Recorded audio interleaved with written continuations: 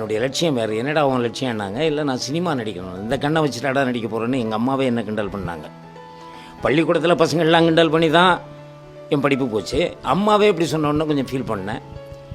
அப்புறம் எங்கள் அம்மாவே சொன்னாங்க, டே உங்கள் அப்பா கூட வாத்தியார் அந்த ஒருத்தர், அவருக்கு ஒரே ஒரு பொண்ணு இருக்குது, உனக்கே கட்டி கொடுக்கணும்னு சொல்கிறாரு, அந்த பொண்ணை வந்து பாரு, இஷ்டம் இருந்தால் கட்டு, இல்லைன்னா நீ சொல்கிற மாதிரி சினிமா நடிக்க போனாங்க. பொண்ணை பார்க்க போனோம். பொண்ணை பார்த்த உடனே எனக்கு பொண்ணை பிடிச்சிருச்சின்னு சொன்னேன். பொண்ணு உள்ளே போயிடுச்சு. கூட வந்த தோழிகள்லாம் உள்ளே போயிட்டாளுங்க. உள்ளே போய் கேட்டிருக்காங்க, மாப்பிள்ளைக்கே பிடிச்சி போச்சு, உனக்கு மாப்பிள்ளையை பிடிச்சிருக்கான்னு கேட்டிருக்காங்க. எங்கே அவனை பிடிச்சிருக்கான்? அவன் வடக்க பார்க்குற மாதிரி தெற்க பார்க்குறான், எங்கேயோ பார்க்குற மாதிரி என்ன பார்க்குறான், இவனை கட்டிக்கிட்டு என்ன இளவு கொட்டேன்னு நாளாம். அந்த ஒரே ஒரு வார்த்தை என்னை இவ்வளவு பெரிய இடத்துல கொண்டு உட்கார வச்சுருக்கு பாருங்கன்னா. இந்த அதனால தான் நான் சொல்லுவேன், எல்லாரையும் வார்த்தைகளை மட்டும் பார்த்து பேசுங்கன்னு சொல்லுவேன். ஒவ்வொருத்தரையும் வார்த்தைங்கிறது அலங்கார வார்த்தையாக இருக்கட்டும், அசிங்கமான வார்த்தைகளாக இருக்கட்டும், எதாக இருந்தாலும் அதை பார்த்து பேசு.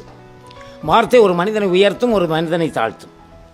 ஒரு மனிதனை கொன்னே போட்டுரும், இன்னொரு வார்த்தை உயர கொண்டு வச்சு அவனை வாழ வச்சுடும். இதுதான் வார்த்தையினுடைய அலங்காரம்.